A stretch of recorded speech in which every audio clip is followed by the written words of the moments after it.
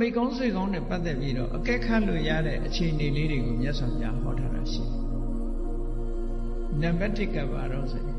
ဒုဋ္ဌတံတဒါတိပေးနိုင်ခဲ့တဲ့အရာကိုကိုယ်မှအကူအညီလိုနေလို့ပေးနိုင်ခဲ့တဲ့အရာကိုပဲစွန့်လွတ်ပြီးတော့ပေးထားလို့ရှိရင်ဒါမိကောင်းဆွေကောင်းပဲဒုက္ကရံကရောတိတာမန်ပုဂ္ဂိုလ်တွေလုပ်ဖို့မလွယ်ဘူးလုံနိုင်ခဲ့တဲ့အရာကိုပဲလုပ်ပြီးတယ်ဆိုလို့ရှိရင်လည်းမိကောင်းဆွေကောင်းပဲဒါတော့ဘလောက်ခဲရင်းနေဆိုတာတော့အတိုင်းအတာတစ်ခုရှိတာနော်နောက်တစ်ခုကဒုက္ခမံခမတိတကယ်သိခံနိုင်ခဲ့တဲ့အရာ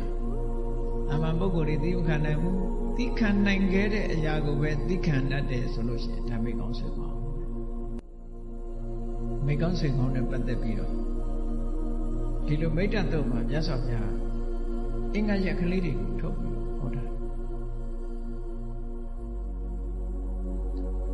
နောက်ဒုက္ခရောက်လာတဲ့အခါမှာစွန့်ပစ်ပြီးတော့မသွားဘူးအဲ့ဒါလည်းမိကောင်းဆွေကောင်းအခုလောကမှာအများဆုံးကယာရုလေးရှိရင်ပေါင်းကြတယ်ပိုက်ဆံလေးရှိရင်ပေါင်းကြတယ်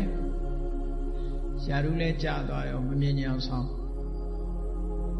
ဆင်းရဲမွဲတေဒေဝါလီခံသွားတာနဲ့တပြိုင်နက်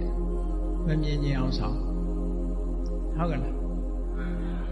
အဲ့ဒီအနေထားမျိုးဆိုတော့လူအများစုကိုပြောတာပါအများစုသည်ယာဓုကိုပေါင်းအများစုသည်ငွေကြေးဒနာကိုပေါင်းဒီပုံစံမျိုးဖြစ်တယ်